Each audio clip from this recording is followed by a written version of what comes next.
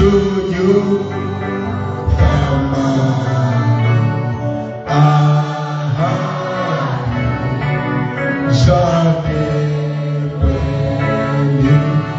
Baba wa utukufu, ahadi za mwanao Yesu Kristo mpendwa, naye amenena katika kambi ya maombi kwa siku hizi 4.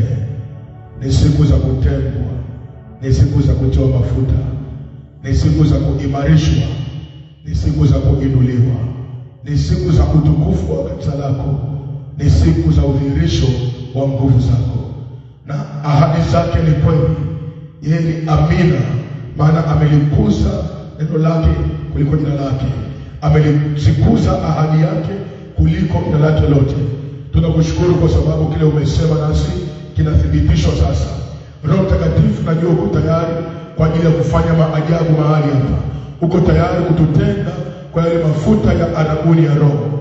Tunapopita katika mistari michache ili kuweza kujua kusudi la kutengwa kwetu na ile kusudi la yale mafuta kwa mtu na kwa taifa, Bwana tupe ufahamu, Bwana tupe neema ya kuelewa. Roho Mungu sema ndani yetu, Roho Mungu tutawale, tuliza mioyo yetu, tuliza akili zetu, tupe kustawi ndani ya mioyo, tukafanikiwe katika nafsi zetu kama vile maisha yetu ulivyokusudia yakafanikiwe, katika jina la Yesu Kristo mwana wa Mungu aliye hai. Damu ya Yesu ikanene uzima sasa kwetu na amani. Amen. Kusudi la kutengwa, nilifundisha kwamba kutengwa kwa mtu na kuna kutengwa kwa taifa. Kwa nikasema kwa maneno machache pale, kugusia sehemu, hatuwezi kuyamaliza yote, lakini at least tumepata kuona ufahamu kwa kiasi fulani.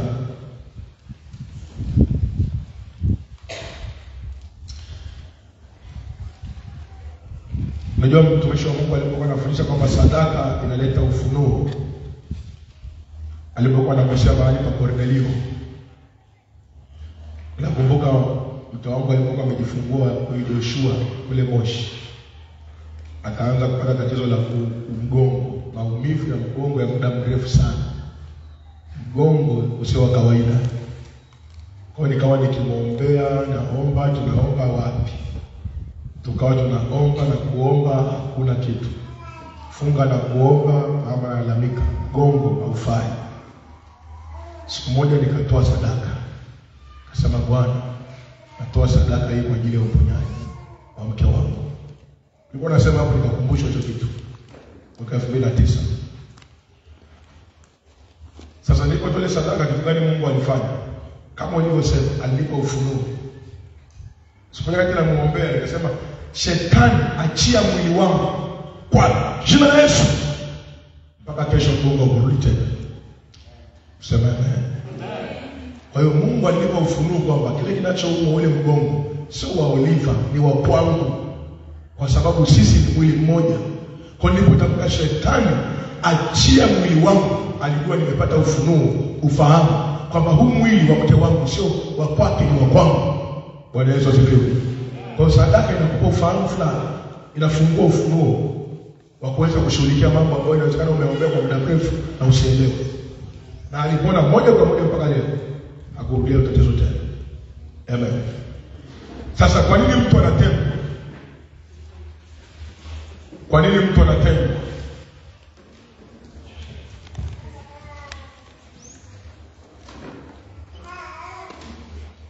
Nilipoeleza mtu anatengwa kwa ajili ya kutimiza mapenzi au makusudi ya Mungu.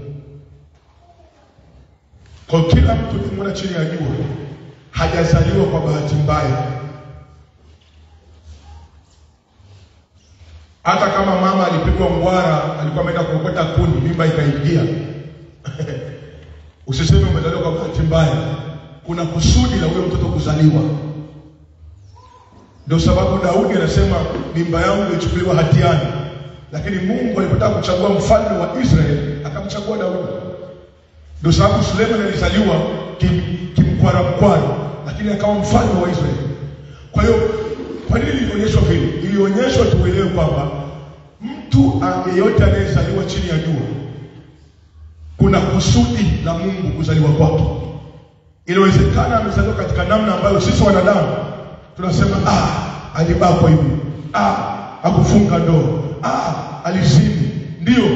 Lakini ndani ya hayo yote bado kuna mbegu ya mapenzi ya Mungu kwa huyo mtu.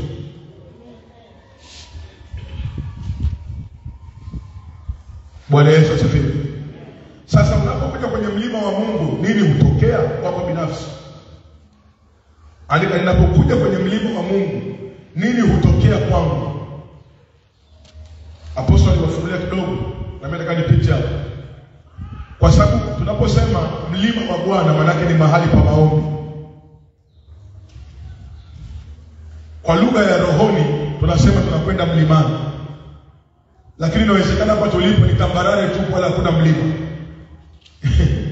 Lakini kile ambacho tunakifanya ni cha kimlima, sema amen. Kwa unapoenda mlimani kwenye maombi kama haya ya kujitenga kwa siku hizi 4, kuna vitu vitatokea kwako kibinafsi kwanza. Kwa nitakueleza kwa maeneo mawili kwa haraka sana kile ambacho kinatokea kwako na kile ambacho ni kusudi la taifa. Amen. Kwa hiyo ukienda Luka mtakatifu sura ile ya 9. Luka mtakatifu sura ile ya 9 mstari ule wa 28 mpaka ule mstari wa 35. Luka sura ya 9 28 mpaka 35 anasema hivi: baada ya maneno hayo yapata siku 8, aliwatoa Petro na Yohana na Yakobo akipanda mlimani ili kuomba. Kwa hiyo unaona, maombi ya kujitenga ni ya wachache. Yesu alikuwa na wanafunzi 3. Alikuwa na wanafunzi wengi. Lakini alipotaka wakutane na ile encounter, aliondoka na Petro na Yohana na Yakobo. Hata hapa sisi tunaabudu tumefika 80-90. Lakini tuliokusanyika hapa tuko kama 40 kitu. Kwa sababu Mungu anakusudia mtu mmoja apokee hiyo encounter, sema amen. Kwa hiyo ni ya wachache kwanza uelewe. Na wengine Mungu amewapa neema wanafuatilia, ni sehemu ya wale wachache. Kuna wengine wapo nyumbani, hawajaweza kufika hapa, hawana kazi yote, hawana shughuli yote. Wengine hata biashara hawana. Lakini wanaona kuja kukaa na kuombea nchi yao ni mzigo. Kumtafuta Mungu ni mzigo, wako nyumbani. Sasa nasema kwenye mstari ule wa 29, ikawa katika kusali kwake sura ya uso wake ikageuka. Kwa jambo la kwanza utakalopokea ukiwa umetengwa, sura ya maisha yako itageuka. Sura ya maisha yako itageuka. Uso manake reception. Sura ya maisha yako itageuka na kuwa ya kibali. Kwa hiyo leo mafuta ya Mungu yatakapokuja juu yako, sura ya biashara yako, sura ya kazi zako, sura ya ndoa yako, sura ya elimu yako, sura ya ofisi yako, sura ya mapato yako, sura ya afya yako itageuzwa.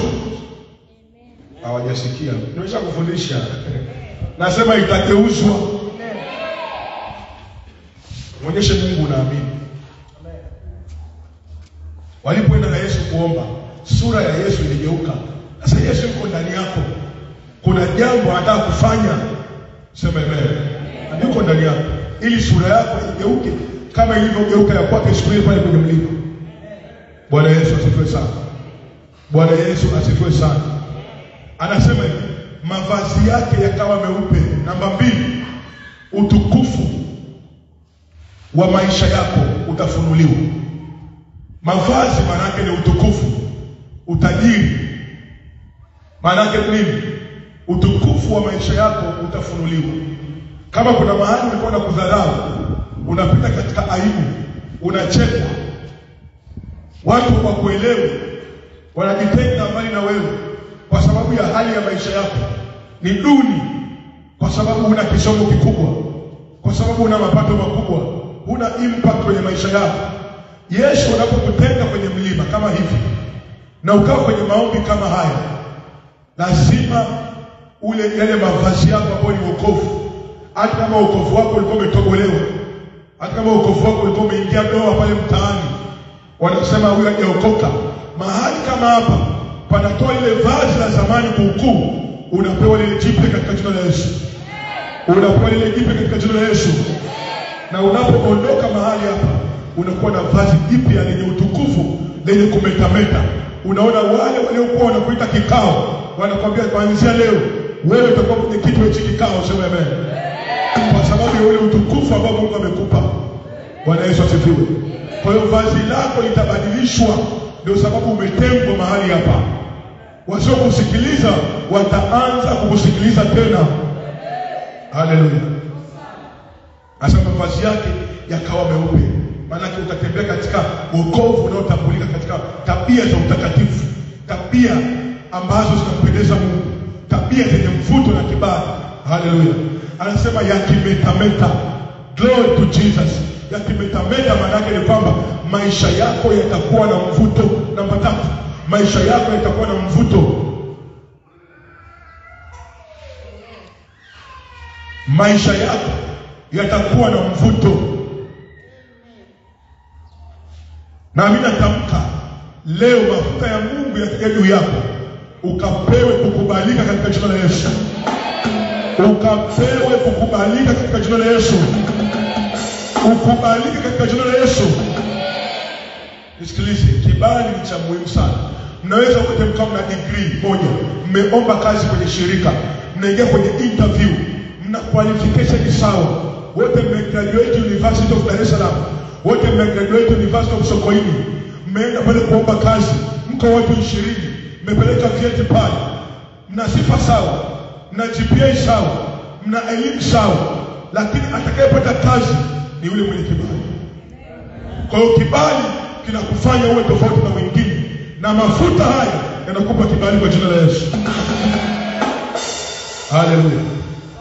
Mstari wa 30 anasema, na tazama watu wawili walikuwa wakizungumza naye, nao ni Musa na Elia, walionekana katika utukufu, wakanena habari za kufariki kwake atakapotimiza Yerusalemu. Namba 4, utaletewa wafariki. Utaletewa watu wa kukutia moyo. Baada ya kutoka hapo, hutabaki peke yako. Ukipita kwenye matatizo, ukipita mahali unapohitaji mafariji, utaona Mungu anakuinulia watu. Kama wakati Yesu alipokuwa anaenda kufa Kalvari, haikuwa jambo jepesi kwa Bwana Yesu. Ilibidi Musa na Elia watumwe, wakamtie nguvu, wakamtie moyo ili asonge mbele kwenye safari. Kwa hiyo mimi natamka, baada ya mafuta ya Mungu kuja juu yako, wakati wowote ukiwa katika hali ya kukata tamaa, Mungu atakuinulia watu kufariki. Mungu atakuinulia watu kuinua katika jina la Yesu Kristo. Haleluya. Anasema mstari wa 32, Petro na wale waliokuwa pamoja naye walikuwa wamelemewa na usingizi, lakini walipokwisha amka waliuona utukufu wake na wale wawili waliosimama pamoja naye. Hata tukiwa hapa inawezekana kuna wengine kwenye maombi ulikuwa umelemewa na usingizi, lakini kitakachofanyika hapa utakiona na utukufu wake na wewe pia. Haijalishi kuna mahali walisema omba ukalemewa na usingizi, utukufu wa Mungu utaondoka nao. Utukufu wa Mungu utaondoka nao. Utukufu wa Mungu utaondoka nao. Ule utukufu hautakubagua kwa sababu umeamua kupanda mlimani, lazima uondoke nao. Sikiliza mtu wa Mungu, mtu anaenda kwenye machinjio kuangalia ng'ombe ikichinjwa, lazima aondoke na mawashiwashi, lazima aondoke na kitabu, lazima aondoke na utumbo, lazima ufunge nyama kidogo. Kwa kuwa umekuja, lazima kuna kitu uondoke nacho. Hakuna mtu anaenda machinjioni akarudi alipokuja. Akienda bali ng'ombe inachinjwa, lazima umpe nyama kidogo, sema amen. Na lazima Mungu akupe kitu uondoke nacho. Cha heshima uondoke nacho. Cha utukufu uondoke nacho. Cha miujiza uondoke nacho. Katika jina la Yesu Kristo. Anasema, hii ya kwako hii. Hii ni ya kwako. Amen. Anasema, ikawa hao walipokuwa wakijitenga naye, Petro alimwambia Yesu, Bwana mkubwa, ni vizuri sisi kuwapo hapa na tufanye vibanda vitatu, kimoja chako na kimoja cha Musa na kimoja cha Elia. Hali hajui asemalo. Inasema hali hajui ametoka usingizini, lakini kitu kimoja Petro alikuwa ametamani, wasishuke kutoka mlimani. Ndio maana akamwambia Yesu, tufanye kibanda kimoja chako, kingine cha Musa, kingine cha Elia, tubaki hapa. Hii hali ninayoiona ya uwepo wa Mungu, huu utukufu unaoona, sitamani kwenda nyumbani, sitamani kushuka mlimani. Jambo la ngapi? La 5, utapokea nguvu ya kuendelea kubaki kwenye uwepo wa Mungu. Utapokea nguvu ya kuendelea kubaki kwenye uwepo wa Mungu. Utapokea nguvu ya kuendelea kubaki kwenye ratiba za maombi. Kama ulikuwa unachoshwa na maombi, unachoshwa na kusoma neno, utapokea nguvu sasa katika jina la Yesu. Ndio sababu Petro alipokuwa amelemewa na usingizi, na Yohana na Yakobo walipoamka, walikuwa wamechoka, wakaona ule utukufu Yesu anaendelea na maombi, utukufu ni mkubwa umewafunika mahali pale. Wakasema, Bwana, tujenge vibanda vitatu, kimoja cha kwako, kimoja cha Elia, kimoja cha Musa, tusishuke mlimani, tubaki hapa hapa. Walipokea nguvu ya uamsho. Sema amen. Utaipokea leo katika jina la Yesu. Nasema utaipokea sasa katika jina la Yesu. Haleluya. 34 nasema, alipokuwa akisema hayo Petro, ilitokea wingu likawatia uvuli, wakaogopa walipoingia katika hilo wingu. Namba ngapi? Namba 6, utapokea uvuli wa kiungu, ulinzi wa kiungu sio wa kawaida. Amen. Wengine wakifa, wewe hutakufa katika vifo vyao. Wengine wakiangamia, wewe hutaangamia katika maangamizi yao. Wengine wakiwa na hofu, wewe utakuwa na hofu katika hofu zao, kwa sababu unaingia kwenye lile wingu. Na anasema lile wingu ni uvuli wa Mungu na kufunika wewe na uzao wako, wewe na watoto wako, wewe na kazi zako, wewe na biashara zako, wewe na afya yako, wewe na nyumba yako, wewe na mtaa wako, wewe na eneo lako, wewe na mashamba yako, wewe na mifugo yako, unafunikwa na ule uvuli wa Mungu. Nisikilize, uvuli wa Mungu ni wa muhimu sana juu ya mtu. Uvuli ukiondoka, ndio pale unatekwa nyara. Lakini uvuli ukiwa juu yako, hakuna mtu anaweza kushindana na wewe. Mungu alipowatuma wana wa Israeli kumiliki, akawaambia msiwaogope, maana ule uvuli uliokuwa juu yao nimeuondoa. Kwa hiyo kinachokupa ushindi kwenye vita za kiroho ni ule uvuli unaokufunika. Na ule uvuli ni coverage. Na ile coverage inapatikana mahali ambapo Mungu yupo. Sio kila mahali kuna uvuli. Sio kila mahali kuna uvuli. Hiyo lazima uelewe. Sio kila mahali. Nisikilize. Hapo Somali kwa kwenda mboni nimechunga. Kuna watu ambao nilikuwa na wachunga wana HIV. Wameendelea kubaki nazo HIV nikiwa pale. Lakini baada ya kuwachunga, wako ambao Mungu aliwaponya. Wale ambao hawakupata uponyaji, nisikilize, walibaki wakiwa wazima, wana afya, wanasikia miili yao mizima. Nilipohama lile eneo wakafa. Hiyo ilitokea zaidi ya mara 20. Ilibidi nikae chini nimuulize Mungu, hii ni nini? Mbona nilipohama watu wamekufa? Na hiyo walikuwa na HIV. Akasema kwa sababu wewe umekupa uvuli. Ukiwa mahali ni ngumu mtu kufa.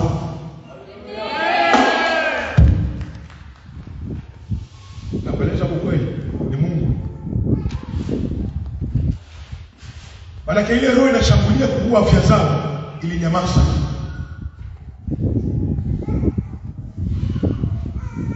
Bwana Yesu asifiwe sana. Bwana Yesu asifiwe sana. Kwa hiyo jambo la ulinzi wa kiungu ni la muhimu sana. Anasema Paulo, wakaingia katika lile wingu. Katika lile wingu. Mstari wa 35, sauti ikatoka katika wingu ikisema, huyu ni mwanangu mteule wangu, msikieni yeye. Kuanzia leo utaisikia sauti ya Mungu. Kuanzia leo utaisikia sauti ya Mungu inayokutambulisha kwa ulimwengu. Kama walikuwa wanakudharau, wale watu ambao wamekuteta, watasikia sauti inawaambia, nyamazeni kimya, huyu ni mheshimiwa. Kwa sababu walipomwona Musa na Elia wakamlinganisha na Yesu. Hawakujua Yesu ni zaidi ya Musa na Elia.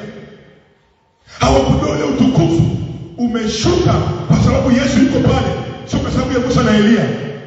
Hawakujua ile wingu limeshuka kwa sababu Yesu yuko pale, sio kwa sababu ya Musa na Elia. Kwa hiyo waliposema tujenge vibanda kwa ajili ya Musa na Elia, ilibidi Mungu amtambulishe Bwana. Kwa hiyo kama uko kwenye ofisi na hiyo ofisi inafanikiwa kwa sababu yako na watu hawaelewi, na wakikaa wanakaa vikao ili kupongezana wao, Roho wa Mungu atawaambia hapana, anayefanikisha ni mwanangu hapa. Na utaona wanakupa bonus kwa mara ya kwanza katika jina la Yesu. Na utaona unapanda cheo kwa mara ya kwanza katika jina la Yesu. Nisikilize, sauti ya kutambulisha ni muhimu sana, kwa sababu unaweza kufanya vitu usitambulike. Unaweza kufanya vitu usitambulike kama ukijitenga na sauti ya Mungu ikawa inakusemea. Maana nyingine ni hii, kwamba mahali popote ambapo huna sauti, Mungu anakuwa sauti yako. Nasema mahali popote ambapo huna sauti, Bwana akawe sauti yako. Mahali popote ambapo huna heshima, Bwana akawe heshima yako. Mahali popote ambapo huna msaada, Bwana akawe msaada wako. Mahali popote ambapo huna utetezi, Mungu akawe mtetezi wako. Kwa jina la Yesu Kristo. Lazima sauti ya Mungu ikutambulishe. Lazima sauti ya Mungu iseme, huyu ni mwanangu mteule. Kuanzia leo mafuta ya Mungu yakija juu yako, utakuwa mteule wa Bwana. Utatengwa kwa ajili ya Bwana. Utakuwa mtu maalum. Utakuwa mtu special. Mwambie mtu mmoja, wewe ni mtu special. Wewe ni mtu special. Baada ya mafuta haya, wewe ni mtu special. Baada ya maombi yaliyotangulia yamekukumuta, hilo vumbi limeondoka. Wewe ni mtu special kwa jina la Yesu Kristo. Mwambie kuanzia leo hakuna kujidharau. Kuanzia leo wewe ni mtu wa heshima. Yale mawazo finyu, yale mawazo hasi, ya kuachie leo, ya kuachie sasa kwa jina la Yesu. Hayo mawazo hasi ya kuachie. Yale mawazo kujiona mimi mnyonge, unajua mimi pale nipo tu nasaidiwa. Mimi pale nipo tu. Wasikiliza watakachosema hicho nitafanyaje? Wakisema lala chini, talala. Amka tu. Una maamuzi yako mwenyewe. Kuanzia leo ukawe na maamuzi katika jina la Yesu. Ukawe na maamuzi katika jina la Yesu. Kwa hapo dosi yako imetosha. Kwa nini Mungu atenge taifa? Malizia. Usisahau pia mbele za Bwana wewe ni taifa. Amen. Wewe ni taifa.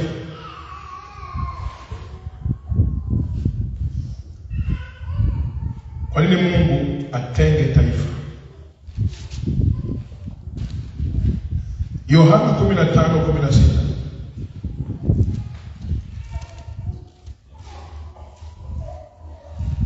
Yohana sura ya 15:16.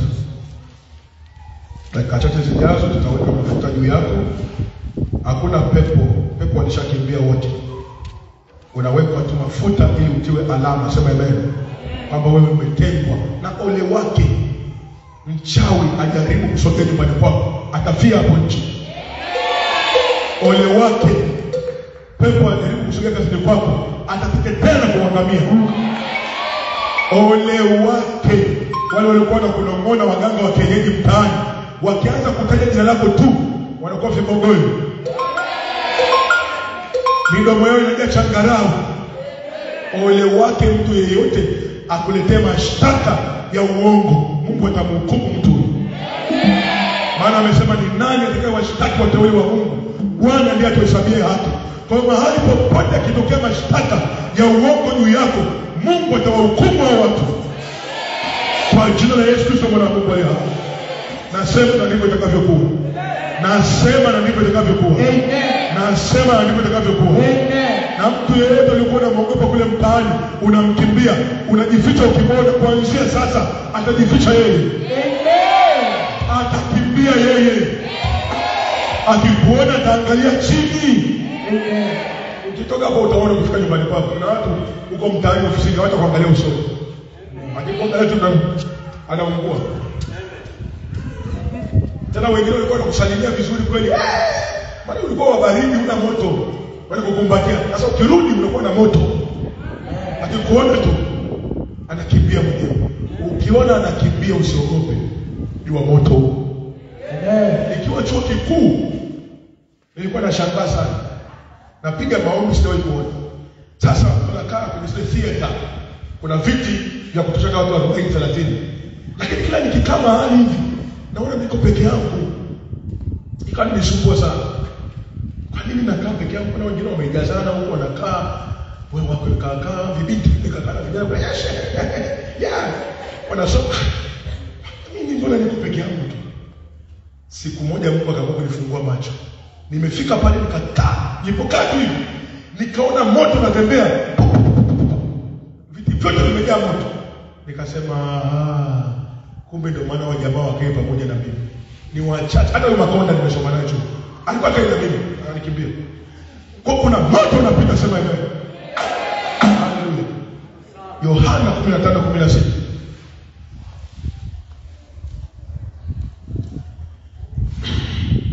Anasema, si ninyi mlionichagua mimi, bali ni mimi niliyewachagua ninyi. Nami nikawaweka mwende mkazae matunda, na matunda yenu yapate kukaa. Kwa hiyo kusudi la taifa kuchaguliwa ni ili kuzaa matunda. Unatengwa leo ili ukahubiri habari za Yesu. Haya mafuta yakija juu yako yatakufanya usitulie mpaka unavuna watu kwa Yesu, sema amen. Yatakufanya usitulie mpaka umeleta watu kwa Yesu. Na nisikilize, haya mafuta kwa mara ya kwanza yakija juu yako, utaombea wagonjwa na watapona. Amen. Utaweka mikono juu ya wagonjwa na watapona. Amen. Watafunguliwa. Amen. Wewe nenda Uganda ukapite ICU. Waambie naomba wodi moja hapa ya watu mahututi, nimeweka mafuta. Nataka kuonyesha kile Mungu anafanya. Pita Uganda, weka mkono juu kwenye zile wodi, sema rapa, teke, yapo, watainuka kwa jina la Yesu. Nasema watainuka kwa jina la Yesu. Iko nguvu ya Mungu itaachiliwa kwako. Watainuka. Nisikilize, niko pale msomo wakati wa corona. Kuna jamaa akakimbia, daktari anaitwa John. Akawa nimepata corona na yeye. Amekuja Mkuku, mimi sijui. Kalikuta nimekaa pale nje. Niombe. Alikuwa anarudi pale. Nikamwekea mikono, nikamkumbatia na ng'ombe. Dakika mbili nimekuja gari, kumbe nafuta gari ya serikali imetoka kwenye nani? Kwenye nini huko alikuwa amesema wao. Anaangalia karantini. Gari imekuja wangu. Kuna mkomoja kama kasema no. Kwa jina la Yesu, corona achia. Mpaka kesho ni mzima. Nikaenda Dar es Salaam, kama mmoja kana uone corona, yuko ICU, nikamwekea mkono akainuka kwa jina la Yesu. Mafuta ya Mungu yakija juu yako, hakuna ugonjwa utakaa mbele yako. Nisikilize, amesema mkazae matunda. Baadhi ya matunda unayazaa kwa watu kupona, mengine unayazaa kwa wengine kufunguliwa, mengine unayazaa kupitia miujiza. Pokea nguvu kwa jina la Yesu. Ombea wagonjwa, usiogope. Waombee. Sisi tulipookoka mwaka 99, nilikuwa kijana mdogo, wakisema kaombea wagonjwa, nikishuka pale Moshi Stand, napita kwa mguu. Wamejaa viwete wengi kwa ile Moshi Stand, barabara ya Mawenzi primary pale. Na wawekea mikono, tamka kwa jina la Yesu. Hajaamka hata mmoja. Amka kwa jina la Yesu. Lakini imani yangu ya utoto ilikuwa inaniambia inawezekana. Inawezekana, lakini waliamka mimi sijui. Lakini nilikuwa nawekea mikono wale ombaomba na viwete, amka kwa jina la Yesu. Amka utembee. Nisikilize mtu wa Mungu, nenda kaweka mikono, amka. Yesu ni Bwana. Hata yule kiwete kwenye mlango wa hekalu, Yesu alikuwa anampita miaka yote, alikuwa pale. Yesu anampita miaka yote, alikuwa pale. Siku Petro alipokuja akamwambia, fedha na dhahabu hatuna, tulicho nacho simama kwa jina la Yesu. Akasimama juu, sema naye. Nisikilize, kuna wagonjwa wengine mimi sitawaponya, wameendelea kwa ajili yako, waponye wewe. Ndio hata Yesu alipata ile kiwete na Petro akamuinua. Haleluya. Kwa amekuweka, kwa nini amekuchagua? Amekuchagua ili ukazae matunda na hayo matunda yapate kudumu. Bwana Yesu asifiwe. Sema Baba katika jina la Yesu, kuanzia leo mtu yeyote naenda kwa Yesu atadumu. Hayo matunda hayataharibika. Kwa jina la Yesu. Hayo mavuno hayataharibika kwa jina la Yesu. Kazae matunda na matunda yapate kudumu. Haleluya. Kusudi la pili, Mathayo 28. Kwa nini utengwe? Mathayo 28.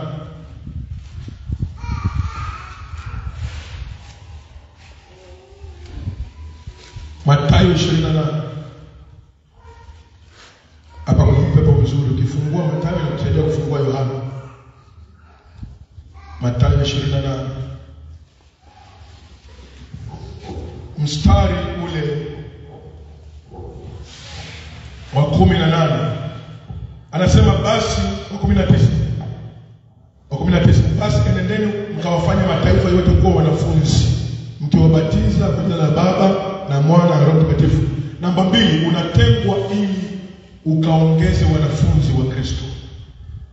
Watu wakishaokoka wanatakiwa kukaa chini wafundishwe neno la Mungu ili wakuwe kiroho. Usipokuwa kiroho huwezi kumiliki baraka ulizokusudiwa. Inawezekana kuna baraka nyingi ambazo Mungu amekusudia, lakini huwezi kuzipata hizo baraka kwa sababu umebaki kuwa mchanga kiroho. Kwa hiyo kukua kiroho ni kwa muhimu, na njia kubwa ya kukusaidia ukue kiroho ni wewe kufanya maamuzi ya kuwa mwanafunzi wa Kristo. Kwa hiyo yeyote ambaye unamleta kwa Yesu, hakikisha unamweka chini ili aweze kujifunza neno la Kristo. Kwa kadri mnapojifunza neno, watu wengi kwenye mitaa wanageuka kuwa nuru. Kwa hiyo giza linapoteza ile nguvu yake. Kwa hiyo unaanza kushangaa mtaani kwenu wachawi wanapungua. Kwa nini wamepungua? Kwa sababu wengi wameokoka. Mkiita maombi, nilikuwa naishi mtaa mmoja watu 300. Wameokoka watu 250. Wachawi 50 waliobaki pale watakuwa hawana nguvu madhabahu zao. Kwa nini? Kwa sababu wakifanyika wanafunzi wanabeba nuru ya Kristo. Sema amen. Lakini kama umeokoka 2 3 na waliobaki wengi ni washirikina, utakuwa na kazi ya ziada kumiliki ule mtaa. Kwa sababu madhabahu kama alivyosema mtumishi wa Mungu inakula sadaka. Sadaka ndio nguvu ya madhabahu. Sasa wale kila siku wanachinja kuku, ng'ombe, mbuzi kwenye madhabahu zao. Na wao damu ya Yesu ndio. Lakini wako wengi, ule wingi wao una nguvu katika ulimwengu wa roho, kwa sababu ni kanuni imesema mmoja atafukuza 1000, wawili 10,000. Sasa wewe uko mmoja ushuhudie wengine. Wale wa upande wa giza wako 10,000, wakikushambulia wanakudhoofisha. Ndio maana unashangaa kuna wakati unasikia kuomba, kuna wakati hutaki kuomba kabisa, hutaki kusikia neno maombi. Kuna wakati unasikia kwenda kushuhudia watu waokoke, kuna wakati unaenda kushuhudia watu waokoke ni kama kazi ya mchungaji, ni kama kazi ya mtu fulani sio kwako. Kuna wakati unasikia kutoa, kuna wakati unasikia sitaki kutoa ila zangu, wanazila tu na sitaki, nimechoka. Hizo hali hizo umezidiwa nguvu kiroho. Lakini ukishuhudia watu mkaokoka, wakawa wanafunzi wa Yesu, mkawa kwenye maombi. Nakumbuka nilikuwa nimehamia hapo mtaani kwangu. Watu walikuwa tunarudi nyumbani kwangu pale, ni sebule. Nyumba inaisha na nyinyi mashahidi. Lakini Sitoni na Praxeda wanatoka kule Kiseke wanakuja. Emanuela anatoka kule Usamelo anakuja. Na Asante.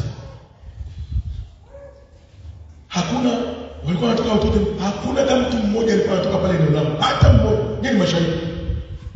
Nikasema kitu gani? Nikaanza kuamka usiku huo. Atembea ule usiku naomba. Nenda kwa lugha mpya. Nikatiza ile natembea naomba. Nazunguka mwezi wa kwanza, wa pili, wa tatu, wa nne, nikaona maono. Watu wametoka ndani kwenye nyumba zao. Wanasema jamani, huyu baba anaomba. Ule ulimwengu wa roho anaomba, milango imefunguka. Ndio wakaanza kuja kina Flora, kina Isaki hao, wakina Marwa, wakina Kemi, wakina nani, wote wa mtaani kwangu kule wakaanza kuokoka. Bwana Yesu asifiwe. Inahitaji nguvu za kiroho.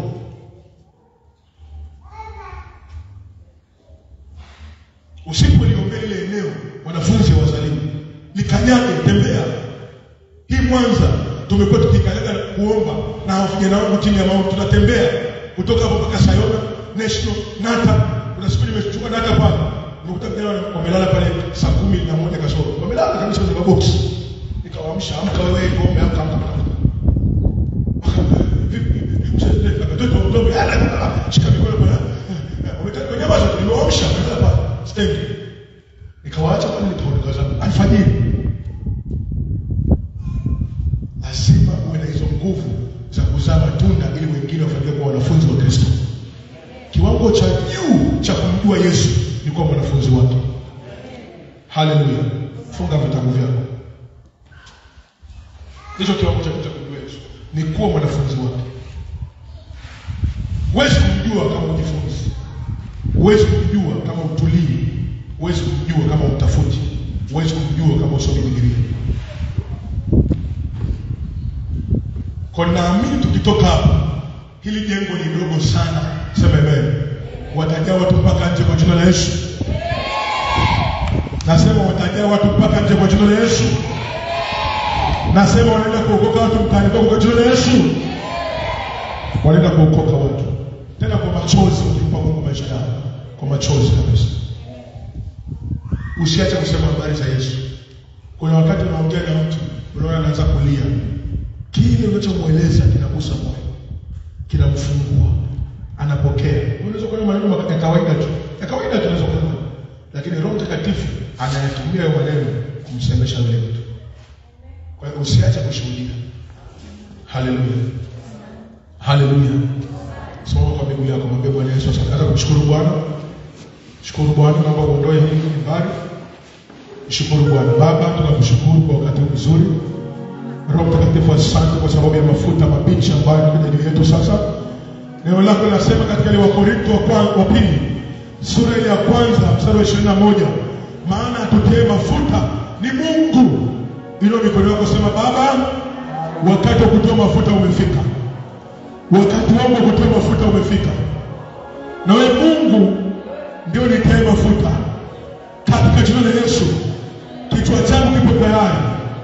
Mwili wangu uko tayari kupokea mafuta. Katika jina la Yesu, niko tayari kwa ajili ya mafuta. Mafuta yako Mungu, yale mafuta yatokayo juu. Toa sauti, yale mafuta yatokayo juu. Yale mafuta yatokayo juu. Yamiminika ndani yangu sasa. Yamiminika juu yangu sasa. Yamiminika juu yangu sasa. Haya mafuta ya uzima. Haya mafuta ya furaha. Haya mafuta ya kikuhani. Haya mafuta ya kifalme. Mafuta ya kifalme. Mafuta ya kifalme. Mafuta ya kikuhani. Miminika juu yangu. Miminika juu yangu. Miminika juu yangu. Miminika juu yangu. Miminika juu yangu. Kwa jina la Yesu. Miminika juu yangu. Kwa jina la Yesu. Miminika juu yangu. Mafuta ya kifalme. Miminika juu yangu. Kwa jina la Yesu. Nisikilize. Nataka uombe. Nilikuwa naomba pale taarifa ya kufunga muda mrefu. Siku moja nimefunga sijala kitu kama siku 3. Nimekaa chini chumbani kwangu. Nitaomba belala mimi naomba.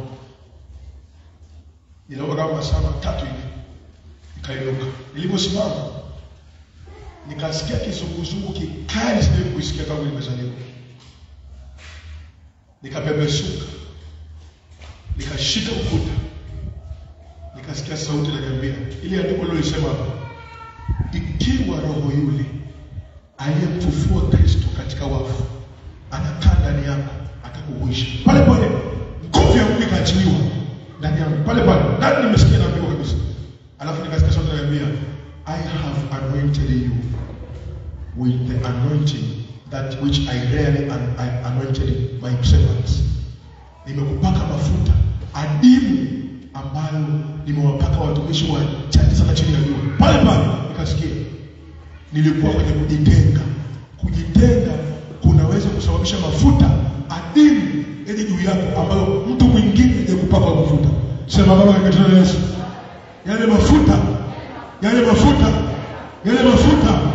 Yale mafuta ya kikuhani, yale mafuta ya kifalme, yale mafuta ya furaha, yale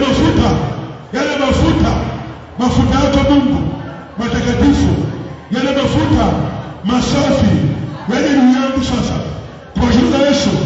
Kwa jina la Yesu, Roho Mtakatifu, mimina mafuta yako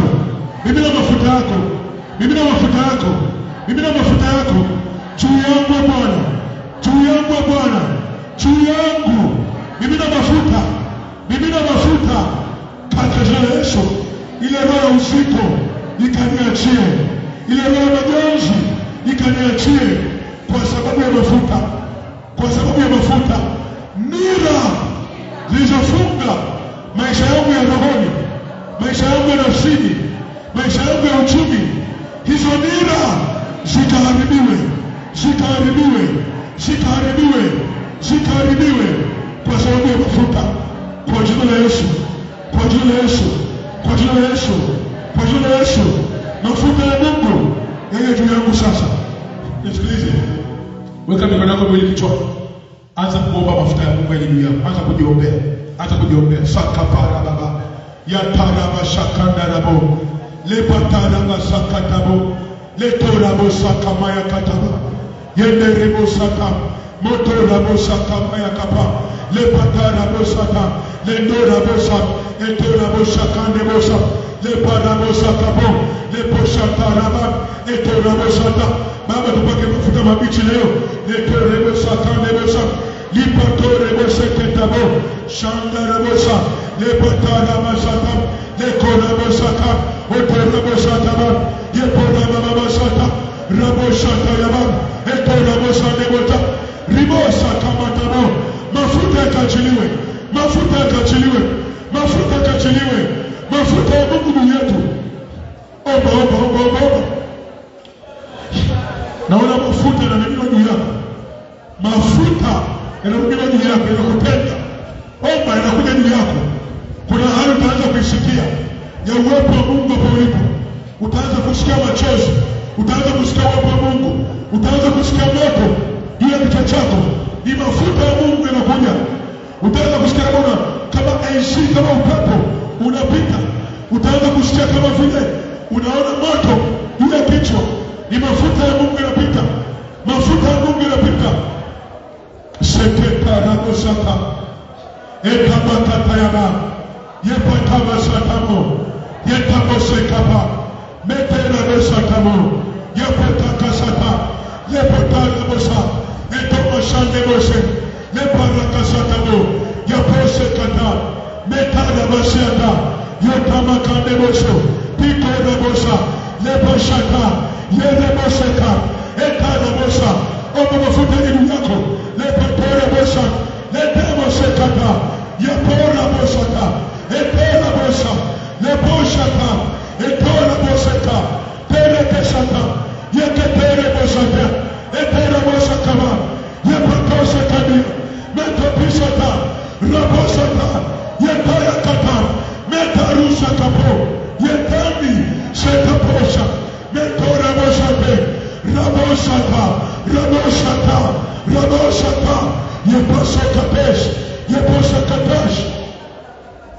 endelea kwa sakatabo lepotarabosata yekaparabosa letarabosatabo.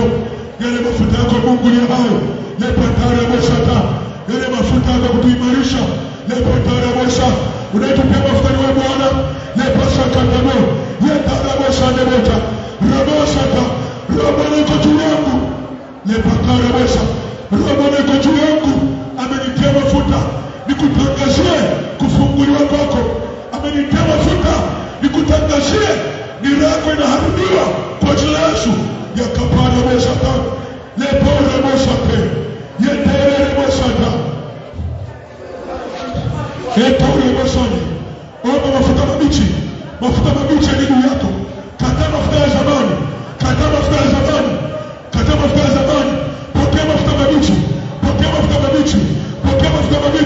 Pokea mafuta mabichi. Pokea mafuta mabichi.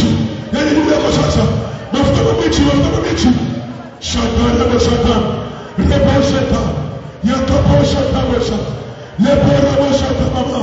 Yeketerebosata. Rabasata. Menderebosa. Mafuta mabichi, mafuta mabichi. Mafuta mabichi, mafuta mabichi. Wewe juu yako sasa. Rabosata mama. Yeposata tesa.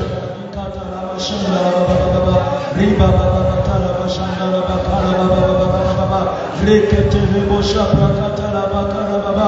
Mimi na mafuta yako Jehova. Riba tobi mashapa katara baba riba tala mashanda pradikarabush riba tala mashanda kaprakatara baba. Jeshi lako liko tayari kwa ajili ya mafuta.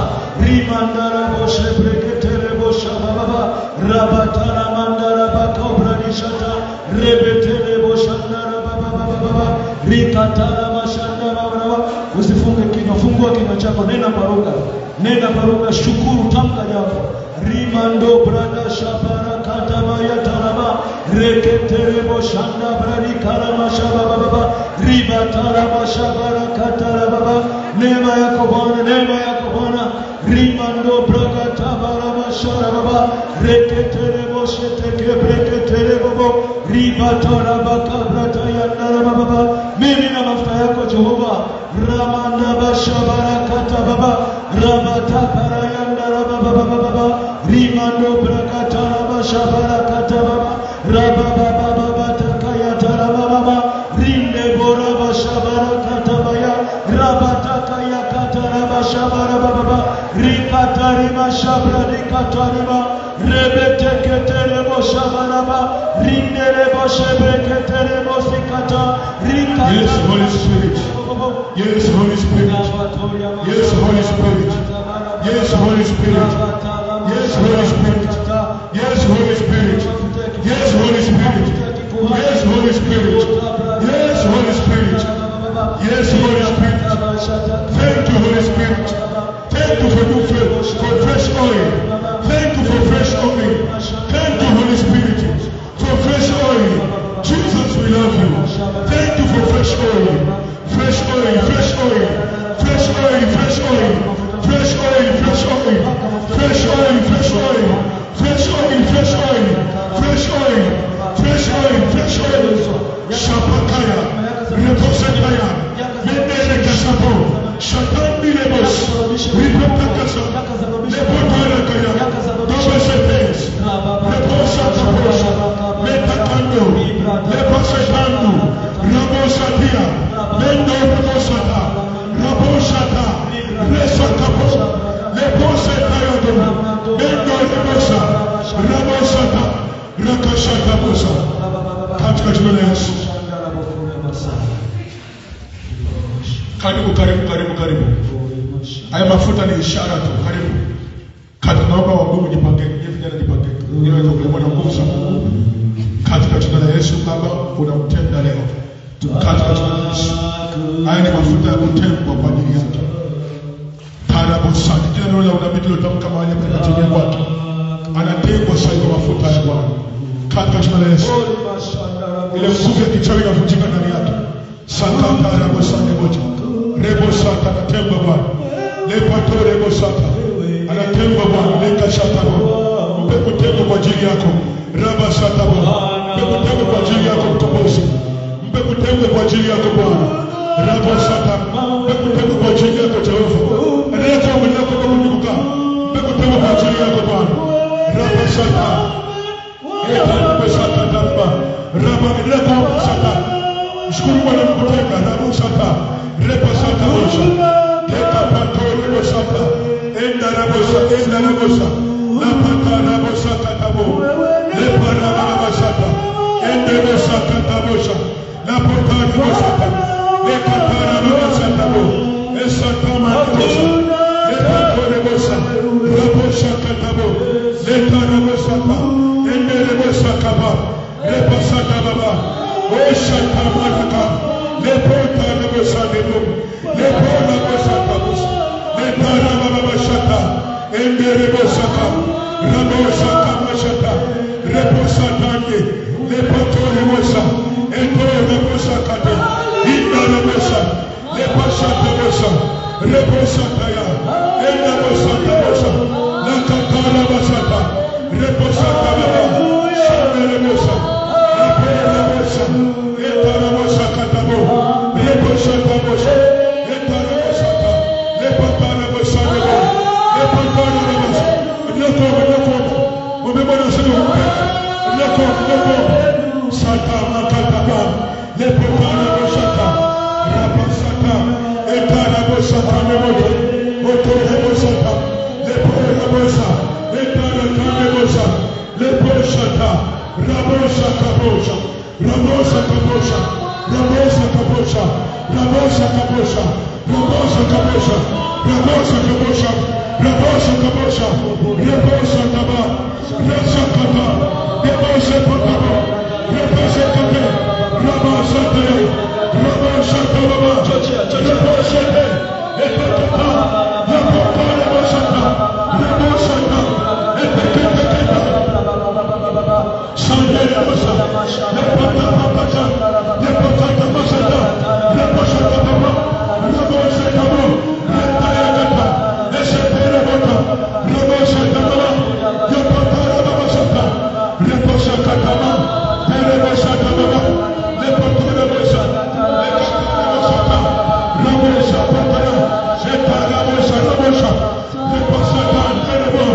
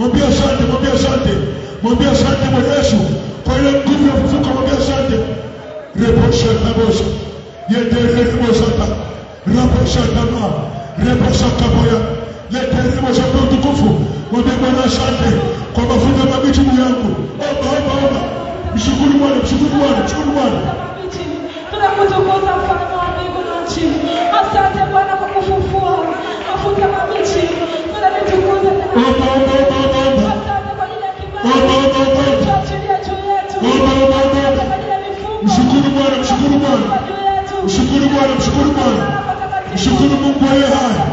Mshukuru Roho Mtakatifu. Ameachilia mafuta yake. Amekupia mafuta. Naona tufuatilia. Yako mafuta yanaachiliwa juu yako. Yanakufufua kwa jina la Yesu.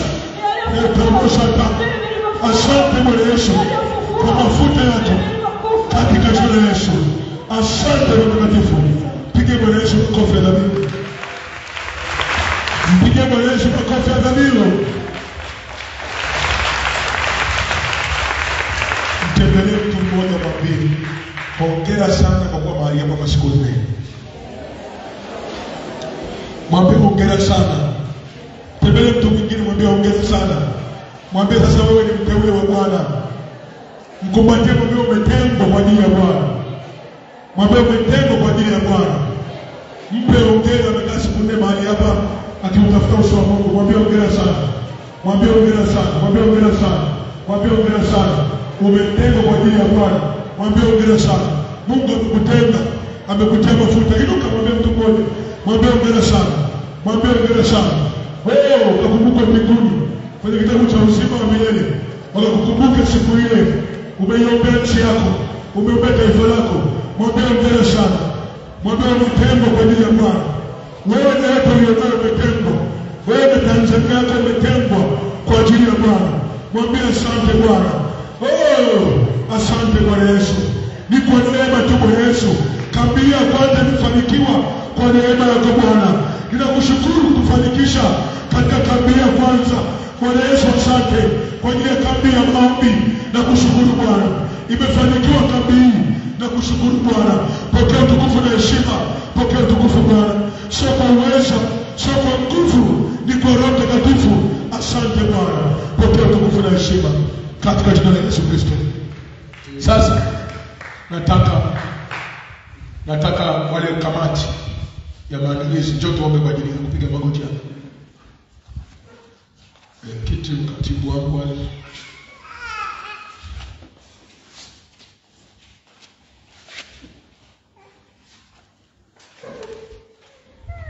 Piga magoti tuombe kwa ajili ya mtumishi wa Mungu naomba.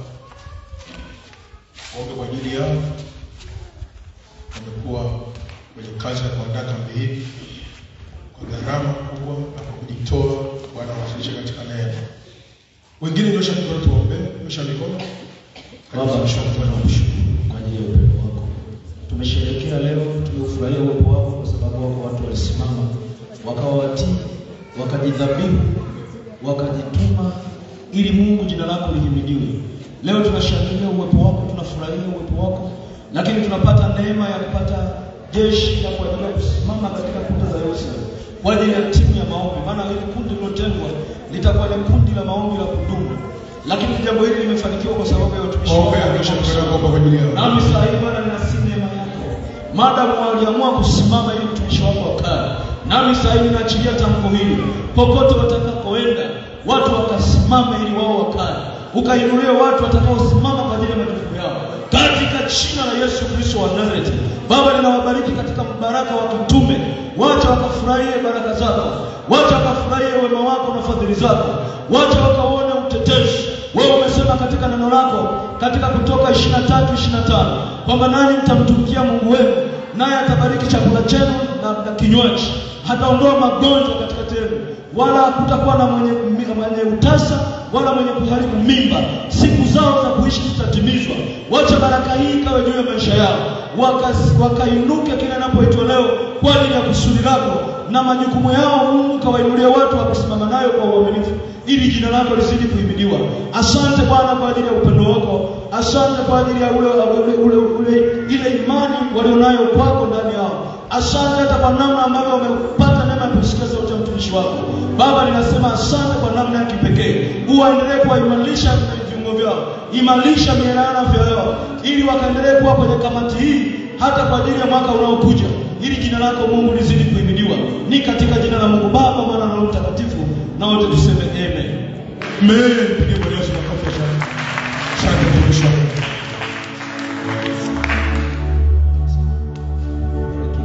Amen. Mungu akubariki sana. Kauone uheri wa Sayuni. Kauone uzima wa Yerusalemu. Kauone utukufu wa Mungu kwa jina la Yesu. wamepewa hawa walikuwa kwa niaba ya wengine wote, sababu ndio kamati. Amen. Kwa wote waliobaki waliohusika na wengine wako mbali, hao wamekuja kama point of contact kwa ajili yenu pia. Shangilie Bwana Yesu. Karibuni paketi. Tutakuwa na kambi za maombi kila Desemba kila mwaka. Na tutakuwa na kongamano moja linaloitwa Fishing and Discipling the Nations, ambayo itakuwa inafanyika kila mwezi Julai, mwezi wa 7 kila mwaka. Kwa litaanza mwakani mwezi wa 7. Hilo litaitwa Fishing and Discipling the Nations. Tunazidi kukua na kuongezeka. Sisi sio wadogo. Lazima tumuonyeshe Mungu kwamba tunajielewa. Sema amen.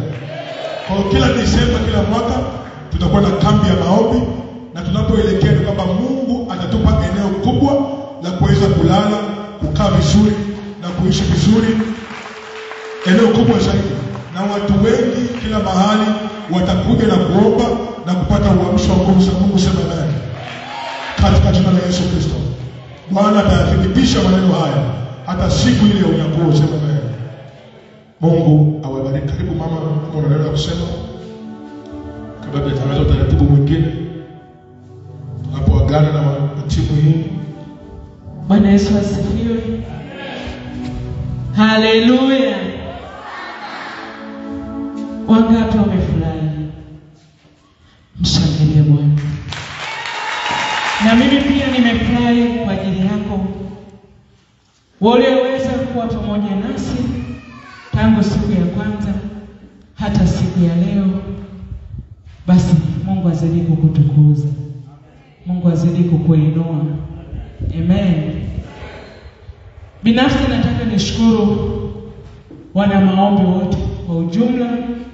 Kwaya, napenda kusema Baba wa mbinguni azidi kuwatukuza. Amen. Mbarikiwe sana, na sisi tumebarikiwa sana kuwa pamoja na nyinyi. Mungu azidi kuwatunza katika jina la Yesu. Amen.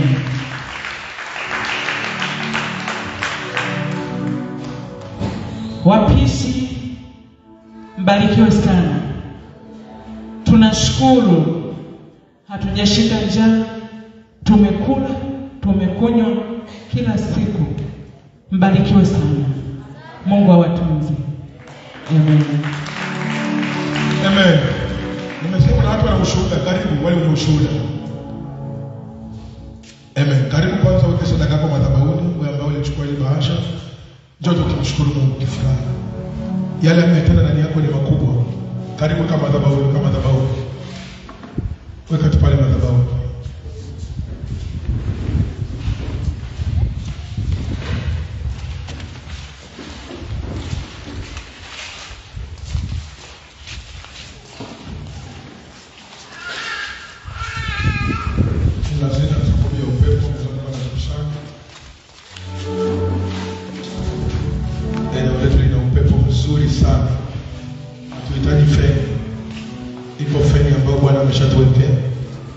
Timu ya waombaji, Mungu akubariki sana.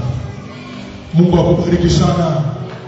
Nasema timu ya waombaji, Mungu akubariki sana. The church must be praying.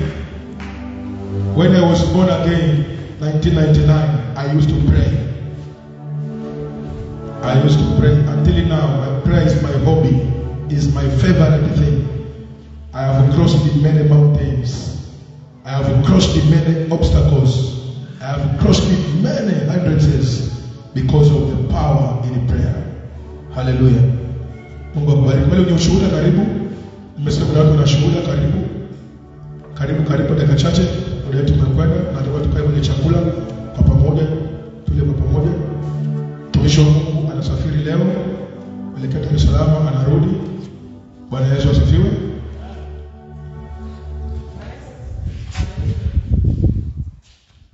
Haleluya. Hosana. Bwana Yesu asifiwe sana. Binafsi namshukuru sana Mungu kwa ajili ya hii kambi, na nina furaha.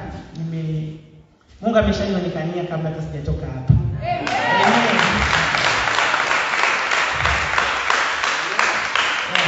Toka nimekuja kambi nilikuwa nimezima simu yangu kwa sababu kuanisha kazi yangu simu ni nyingi sana kiasi kwamba nisingeweza kuwepo hapa kidogo. Kwa hiyo nimezima simu. Yes. Sasa kwenye kampuni yangu ninayofanyia kazi kuna utaratibu umeanzishwa mwaka huu kwamba mwisho wa mwaka wanatoa zawadi kwa wafanyakazi. Lakini hizo zawadi kwa sababu wote tunafanya kazi, wakasema hatutaweka vigezo, bali itakuwa tu ni kama bahati nasibu, kwamba wanaweka namba za wafanyakazi wote, alafu kuna tunaita rafu inafanyika, then zile namba zitakazopatikana ndo washindi ndo wanatoa zawadi ndo wanapatikana bila hata sababu yoyote. Kiukweli namshukuru sana Mungu kwa kibali alishonipa. Amen. Jana nimewasha simu yangu jioni, kuna mfanyakazi mwenzangu nikawa nazungumza naye. Kwanza niliwasha simu nikakutana na message nyingi sana za hongera. Hongera, sielewi hongera ni nini. Sasa nikaa nimempigia rafiki yangu nikamwambia, alipopokea tu, tunasema hongera sana. Nikamwambia hongera ya nini? Akaambia tunakumbuka walisema tarehe 4 kutakuwa na 1 2 3. Nikasema akasema na wewe umeibuka mshindi, hongera sana. Kwa kweli nilifurahi na sikuamini kwa sababu ni kampuni na watu zaidi ya 700 na walikuwa wanatafuta washindi 11 washindi 11 kati ya watu 700. Na namshukuru sana Mungu amenitenga kiukweli, kanitofautisha na wengine. Amen. Muujiza wako wa kutengwa na kibali, na wewe ni muujiza wako kwa jina la Yesu. Hongera aliyoipokea ikaje kwa jina la Yesu. Katika wengi na wewe ukaonekana kwa jina la Yesu. Ndio nikasema yamkini ni dogo, lakini mimi nimeona ni kubwa sana. Nikasema siwezi kukaa nalo, lazima nije nishuhudie, niwaambie Mungu kweli Mungu anafanya, na ukimtumikia kwa uaminifu lazima atakutofautisha. Amen. Pige Bwana Yesu makofi ya dhabihu kwa ajili yako. Katika jina la Yesu kibali kidogo juu yako. Amen. Tumesema hapo kwamba ukiwa kwenye kutengwa kuna vitu vinatokea. Sasa wewe unafikiri kwamba ungetokea, subiri utoke hapo. Kesho ukija ni shuhuda. Wiki inayofuata ndio usiseme. Unafunga mwaka, mambo yamefanyika ya miezi 11 uliyoyakosa kwa mwezi mmoja yanaenda kupatikana. Mungu ana wivu. Huwezi kutenga muda kuwa hapa siku 4. Mazingira tulionayo hayana ukuta, hata ulinzi, hata mgambo, na tumekaa hapa na Bwana ametutetea na kutulinda kwa ajili yake. Alafu mbingu inyamaze, lazima ifanye kitu kwako. Kazi ya jina la Yesu. Basi jambo la mwisho natamani tumuombe mtumishi wa Mungu. Tusimame kwa dakika moja. Ametuhudumia kwa siku zote 4 tumekuwa naye hapa. Anapoondoka jioni hii Bwana yupo pamoja naye. Akakute mke wake na watoto wake wako salama. Na Mungu akupake mafuta mabichi zaidi. Siku nyingine anapokuja atuhudumie zaidi. Hebu nyosha mikono yako tuanze kuomba kwa ajili yake. Baba, katika jina la Yesu Kristo mwana wa Mungu aliye hai, tunakushukuru kwa ajili ya Apostoli Mato ambaye Bwana umempa moyo wa ujasiri na moyo mkuu kwa pamoja nasi. Tangu tulipoanza kambi siku ya tarehe 3 ya Jumatano hata siku ya leo ya Jumamosi, Bwana umetamalaki katika maisha yake. Tunakushukuru kwa wito wake. Tunakushukuru kwa neema ambayo umeweka ndani yake Bwana. Tunakushukuru kwa mafuta mabichi yaliyotuhudumia. Tunakushukuru kwa ufahamu wa neno na ufunuo Mungu aliye hai. Tunakushukuru kwa ajili ya mke wake na watoto wake, mji wake na huduma yake na nyumba yake Bwana. Ukamzidishe anapotoka jioni ya leo kurejea Dar es Salaam. Baba, ukamlinde. Wale malaika waliowatuma kwa ajili yake wakamzunguke kama moto, kama ukuta wa moto. Roho Mtakatifu tembea pamoja naye katika jina la Yesu. Mafuta mabichi yakawa juu yake zaidi katika jina la Yesu Kristo. Tuweze kusema amen. Mungu akubariki sana mtumishi wa Bwana. Haleluya. Basi kwa sababu anasafiri jioni hii, hebu tunapomaliza tukae ili tuweze kula naye chakula. Amen. Anasafiri jioni hii kwa sababu ya hali inayoendelea. Ndio maana amesafiri leo. Alitamani kuwepo lakini tunaendelea kuombea cheti ikae sawa. Amen. Mungu akubariki. Mungu akubariki kwa kutufuatilia. Akushike mkono, akupe hitaji la moyo wako akupe ndoa takatifu, akupe nguvu zake zikufunike, akuinue ofisini kwako kwa jina la Yesu Kristo Bwana Mungu aliye hai. Adui zako wakatetemeke mbele zako na kuanguka. Utisho wa Mungu utangulie mbele yako kwa jina la Yesu.